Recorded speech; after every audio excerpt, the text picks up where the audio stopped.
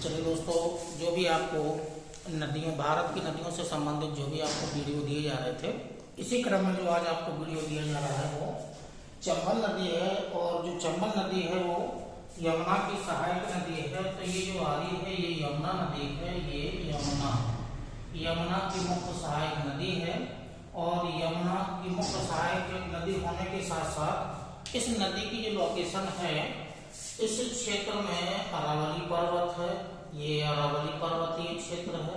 ये अरावली पर्वत है। चंबल नदी के पश्चिम में अरावली पर्वतीय क्षेत्र है। और इस क्षेत्र में जाएंगे तो ये विंध्यन पर्वतीय क्षेत्र है। विंध्यन पर्वतीय क्षेत्र है। तो जो चंबल नदी है वो अरावली पर्वत और विंध्यन पर्वत के मध्य से होकर बहने वाली यमुना की मुख्य सहायक नदी है।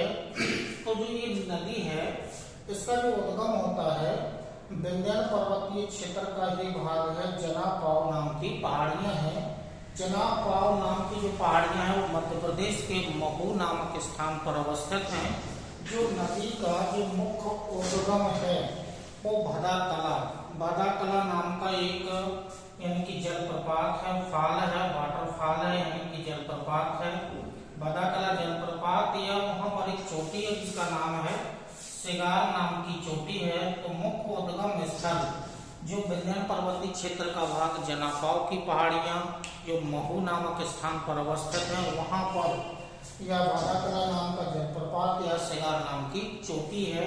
यहाँ से चंबल नदी का उद्गम होता है। अब जो चंबल नदी है वो मध्य प्रदेश, राजस्थान और उत्तर प्रदेश में बहती हुई यमुना में जाकर के मिल जाती है। और यमुना में जो इटावा नामक जिला है उत्तर प्रदेश का, इटावा जिले के समीप पंचनद बनाती है, पंचनद बनाती हैं। और पंचनद जो पांच नदियों का संगम यानी कि पंचनद है, जिसमें चंबल जाकर के मिलती है, कुंवारी छोटी सी नदी है, यमुना मुख्य नदी है। ये जो नदी है ये सिंध नाम की नदी है। ये सिंध नाम की नदी है।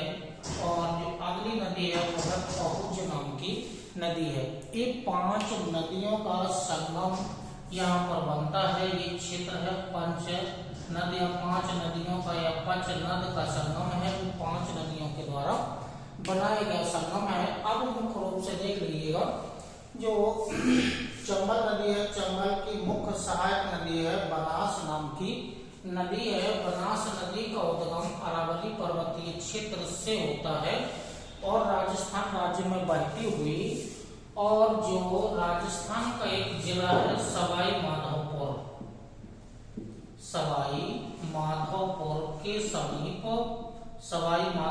के समीप चंबल में मिल जाती है।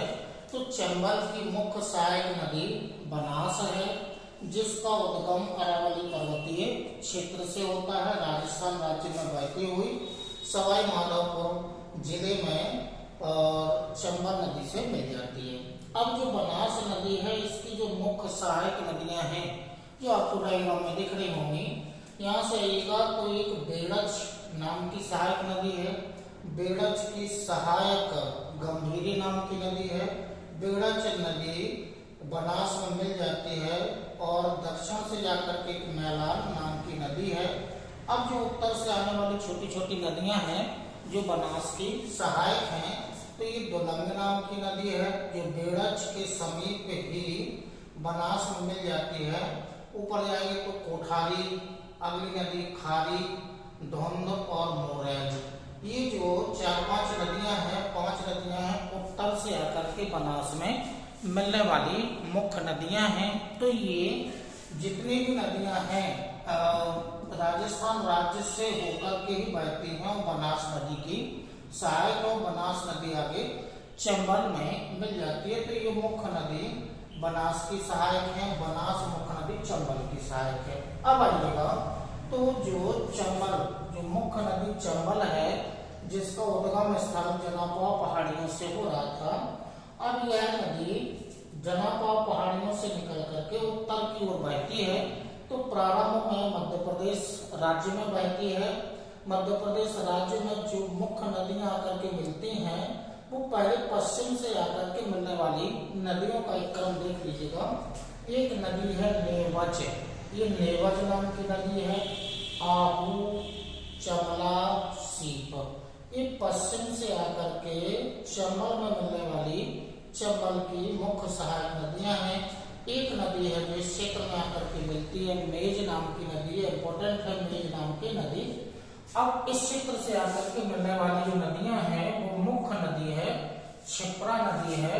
जो ये क्षिप्रा नदी है, वो क्षिप्रा नदी के तट पर ही जो शहर बसा हुआ है मध्य प्रदेश का वो उज्जैन है। क्षिप्रा नदी के तट पर उज्जैन नाम का एक शहर अवस्थित है। तो क्षिप्रा नदी चंबल की सहायक है। आगे जाएंगे तो सिवाना, अलानिया, बंगेरी, फिर ये कालीसंग नाम की नदी है मुख्य सहायक। चंबल की 3 मुख्य सहायक है, बनास नदी, कालीसंग नदी यानी कि बनास नदी, कालीसंग नदी और पार्वती। ये 3 मुख्य बनास की चंबल की सहायक है। तो जो कालीसंग है, कालीसंग की एक सहायक है जिसका नाम है रेतम, और काली नदी आगे जाकर के बनास उसमें चंबल में जाकर के मिल जाती है। आगे देखिएगा, अगली जो मुख्य सहायक नदी है वो है पार्वती। पार्वती की सहायक है परवान, खान, अंसार। ये मुख्य सहायक नदी ये परवान है। अब आगे जाएंगे तो जो मध्य प्रदेश से उद्गम होती है उस नदी का नाम है कोनो। एक कोनो मुख्य नदी है। अब यहाँ कोनो की 2 मुख्य सहायक हैं, एक रेमती नाम की नदी और एक कराल नाम की नदी। और कोनो राष्ट्रीय उद्यान, इन्हीं नदियों के कोनो राष्ट्रीय उद्यान है, नेशनल पार्क है, नेशनल पार्क है, कोनो राष्ट्रीय उद्यान है। और इन्हीं नदियों के अपवाह क्षेत्र में कोनो राष्ट्रीय उद्यान का विस्तार है। और अंत में जहां पर पंचनद बनता है वहां 5 नदियां मिलती हैं, नाम वहां पर लिखे गए हैं। सिंधु नदी उसी संगम में जाकर के समाहित हो जाती है। तो अब ये जो मुख्य आपको जो डायग्राम दिया गया है ये चंबल नदी की, चंबल और उसकी सहायक नदियों के बारे में जानकारी दी गई है। इसके अलावा आइएगा तो चंबल नदी के बारे में कुछ डाटा है। चंबल नदी की लंबाई 1024 किलोमीटर है। 1024 किलोमीटर के अलावा यह 3 राज्यों में बहती है, यानी कि राजस्थान राज्य में बहती है, मध्य प्रदेश में बहती है, उत्तर प्रदेश में बहती है। तो चंबल और उसकी सहायक नदियों का अफवाह जो क्षेत्र है वो 3 राज्यों में है। इसके अलावा आगे जो डाटा है, चंबल नदी है इसको चमड़वती के नाम से इसे, यानी कि चंबल नदी का प्राचीन नाम चमड़वती है, क्योंकि प्राचीन काल में इस नदी के तटीय क्षेत्र में चमड़ा निकालने का कार्य किया जाता था। पशुओं को मार करके चमड़ा निकाला जाता था। तो ऐसा माना जाता है कि जो पशुओं से निकलने वाला जो ब्लड या खून था वो इसी नदी में डाल दिया जाता था। तो प्राचीन काल में ऐसा माना जाता था कि यह नदी नहाने योग्य या जल का उपयोग करने योग्य नदी नहीं है। तो प्राचीन नाम इसका चमड़वती है।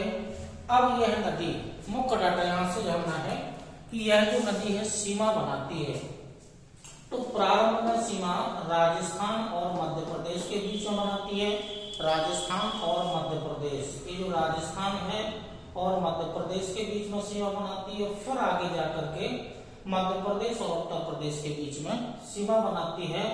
और इस नदी के अपवाह क्षेत्र में चंबल राष्ट्रीय उद्यान का विस्तार है, जिसे 1979 में नेशनल पार्क का दर्जा दिया गया था। तो इस नदी के राष्ट्रीय उद्यान में चंबल राष्ट्रीय उद्यान है। जो चंबल राष्ट्रीय उद्यान है वो मुख्य रूप से मगरमच्छ और घड़ियाल के संरक्षण के लिए महत्वपूर्ण है। यानी कि इस नदी में घड़ियाल और मगरमच्छ का संरक्षण किया जाता है। चंबल राष्ट्रीय उद्यान है। चंबल नदी और उसके अपवाह क्षेत्र में इसका विस्तार है।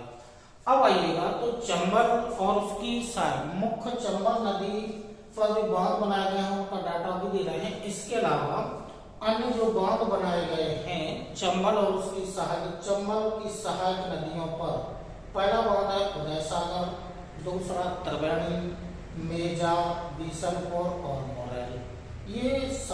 नदियों पर बनाए गए, चंबल की सहायक नदियों पर बनाए गए बांध है, इनकी सहायक नदियों पर, ठीक है, सहायक नदियों पर बनाए गए ये बांध हैं। इसके अलावा जो मुख्य रूप से चंबल नदी पर जो बांध बनाए गए हैं वो 4 मुख्य बांध हैं। जो पहला बांध है वो यहाँ बनाया गया है कि मध्य प्रदेश में है, जिसका नाम है गांधी सागर बांध। ये गांधी सागर बांध मध्य प्रदेश में बनाया गया है। उसके ऊपर जाएंगे तो मुख्य जो 3 बांध बनाए गए हैं वो राजस्थान राज्य में बनाए गए हैं।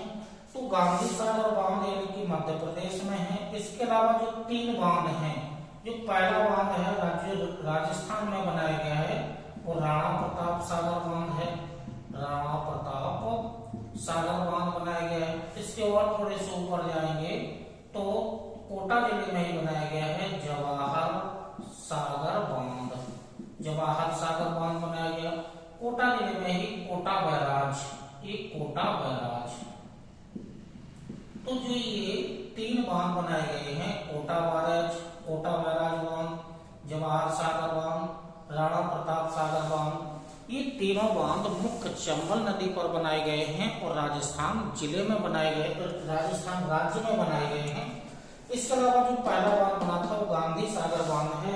ये जो बांध बनाया गया है ये मध्य प्रदेश राज्य में बनाया गया है। तो जो 4 बांध बनाए गए हैं क्रमशः गांधी सागर, राणा प्रताप सागर, जवाहर सागर और कोटा बैराज, ये मुख्य चंबल नदी पर बनाए गए बांध हैं।